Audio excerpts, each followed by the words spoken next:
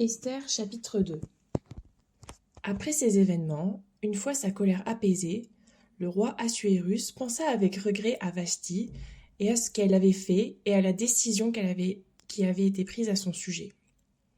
Alors les jeunes serviteurs du roi dirent qu'on recherche des jeunes filles qui soient vierges et belles pour le roi, que le roi désigne, dans toutes les provinces de son royaume, des inspecteurs chargés de rassembler toutes les jeunes filles vierges et belles à Suse, la capitale, dans le harem sous l'autorité d'Hégaï, l'eunuque du roi responsable des femmes.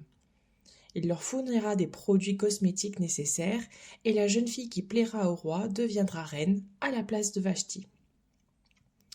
Le roi trouva le conseil bon et s'y conforma.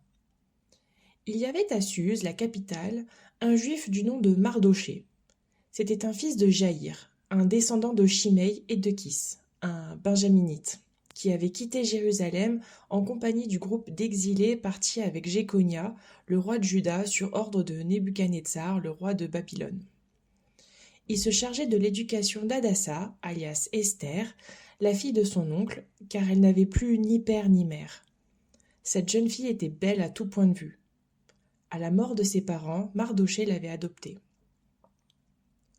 Lorsqu'on proclama le message du roi qui avait valeur de loi et qu'on rassembla un grand nombre de jeunes filles à Suse, la capitale, sous l'autorité d'Hégaï, Esther fut aussi prise.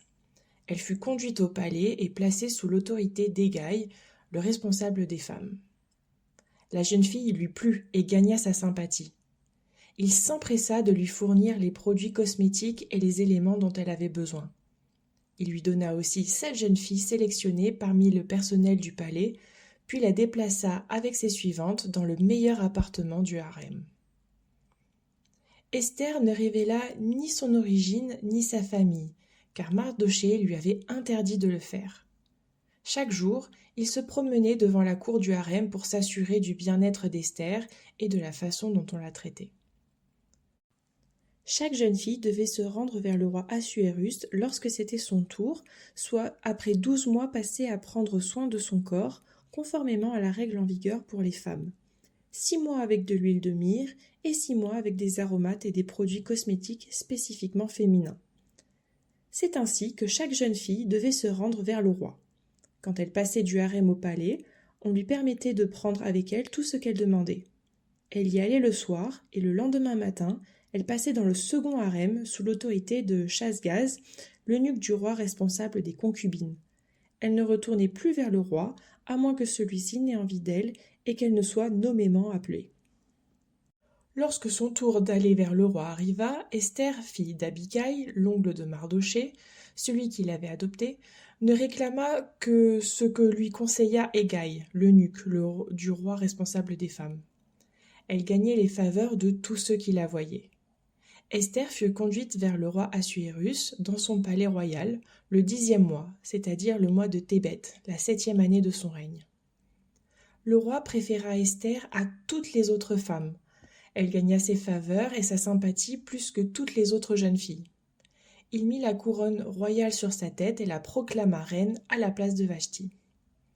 Le roi organisa un grand banquet pour tous ses princes et serviteurs, et ce, en l'honneur d'Esther. Il accorda aussi des dispenses d'impôts aux provinces et distribua des cadeaux avec une générosité toute royale.